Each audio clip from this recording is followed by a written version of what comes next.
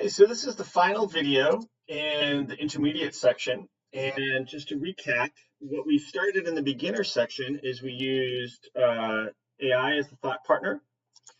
Then we used AI as a collaborator. In other words, as a thought partner, we generated a list of best practices for the specific population of students that I was working with.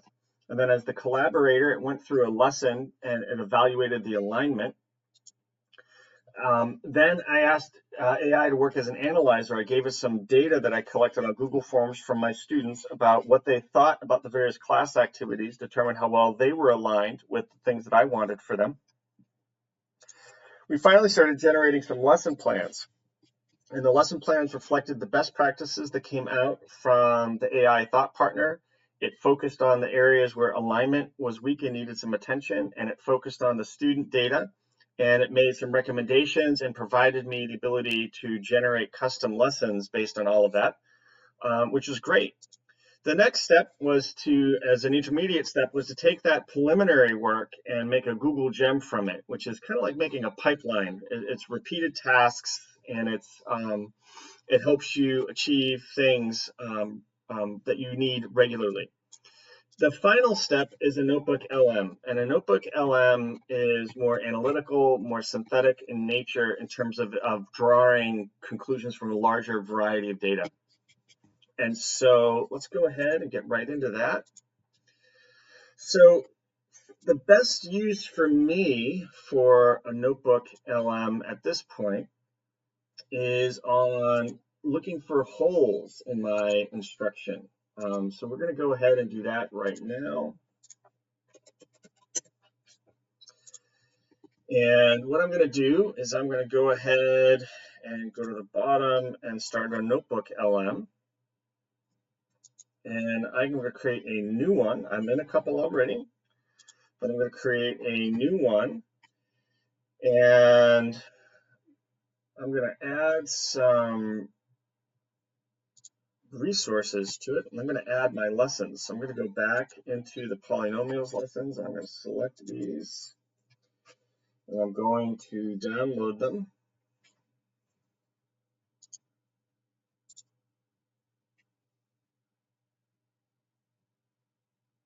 It's going to take it a second to download. So it's now in the zip file. So I'm going to double click on those and I'm going to extract them all.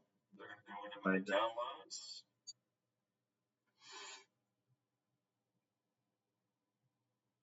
So that's all good. I'm going to go back into my Gemini notebook and I'm going to upload some sources, upload files.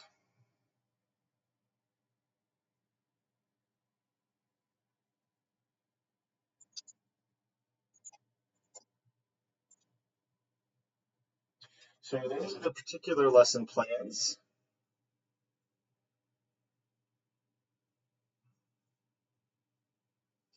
So I've got some 6 sources and I want to know, I'm going to give it some more information. I'm going to upload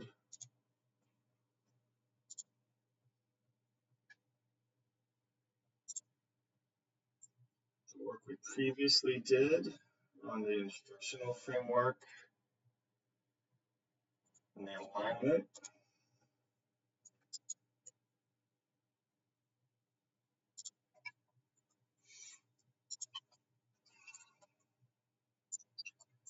I want you to analyze these lessons to determine any gaps in coverage for IM2 students. So what this is going to do, this is higher order, more synthetic type of thinking. I want to know if there's gaps in coverage for the IM2 students getting ready for Algebra 2. So now what it's going to do is it's going to go through these files and do things that are a little more sophisticated than what GEM can do.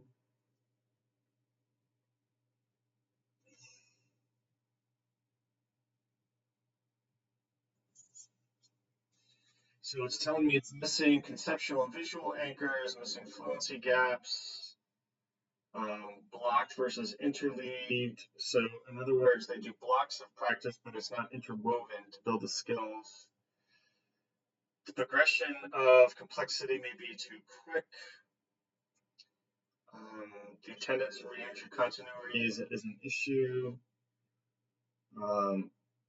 Algebra 2 demands independent mathematical processing, but the sources suggest these lessons as written can encourage passivity. Okay. I was more interested in specific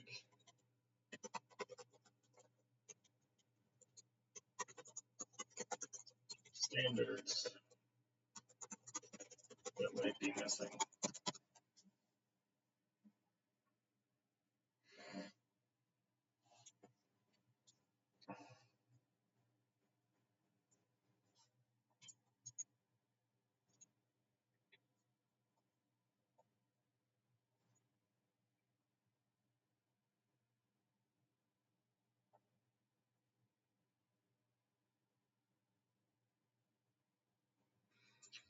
So there's no polynomial division.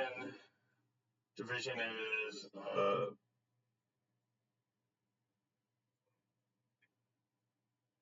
so this is going to create issues for students moving into an Algebra 2 type course because of polynomial division and understand the remainder theorem of rational expressions.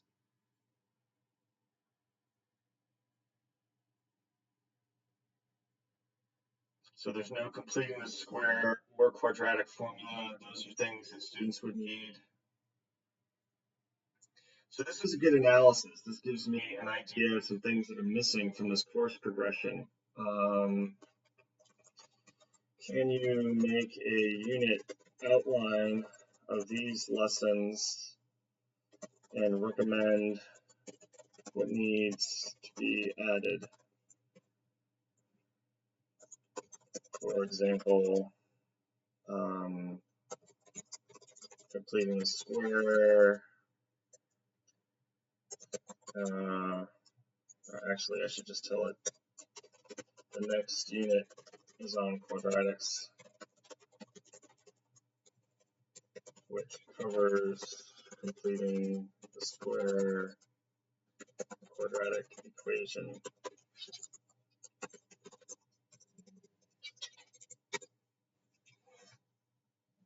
And I'm going to let that run for a second, and I'm going to go grab those lessons.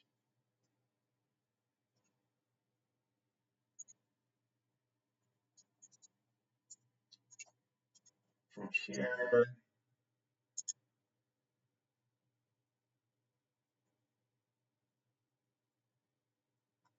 It's going to take it a second to compress.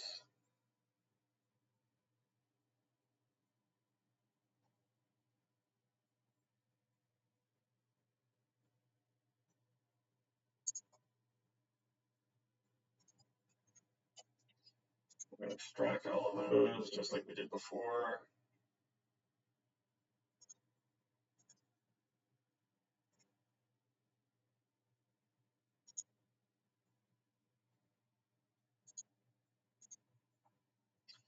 I'm going to add those over here.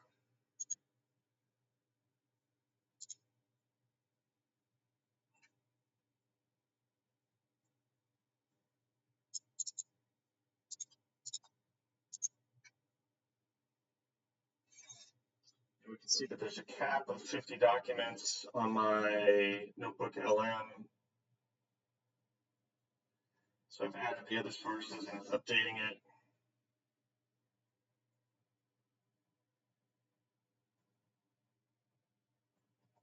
And it's kicked out some interesting gaps. The most fundamental gap is the provided lessons focuses exclusively on polynomial expressions, rewriting them in different forms standard factor, but never on solving equations. Okay, so more emphasis on the zero product property, lack of visual anchors. So all of these make sense. I just uploaded Unit 8 which is quadratics. Can you check completing a square?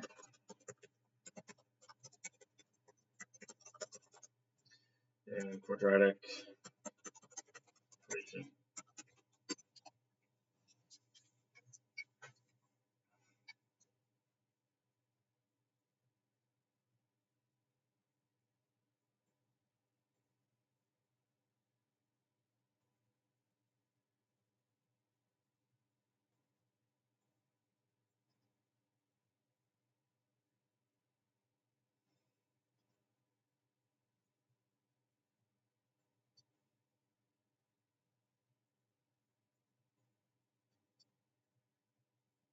So I'm just reading through and looking at the results in real time as we go through. So it is telling me that there are 2 lessons on completing the square, but there's no visual representations. The analysis of solving the quadratic equation is 3 lessons focused on zeros and roots, but they don't actually use the quadratic equation.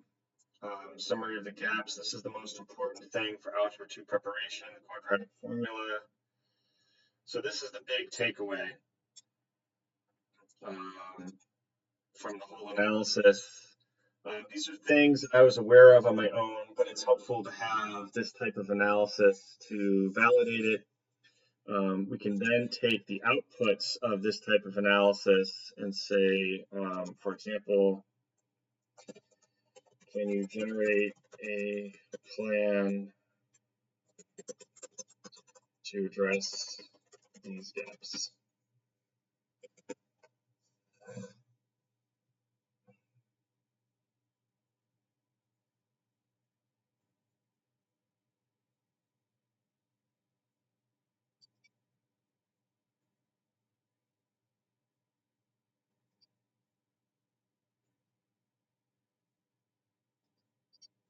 And so there you go. This is a pretty detailed plan, and as a math teacher, I can really value this. So I guess to recap, we're kind of running through the progression from and I'll go back into the PowerPoint real quick.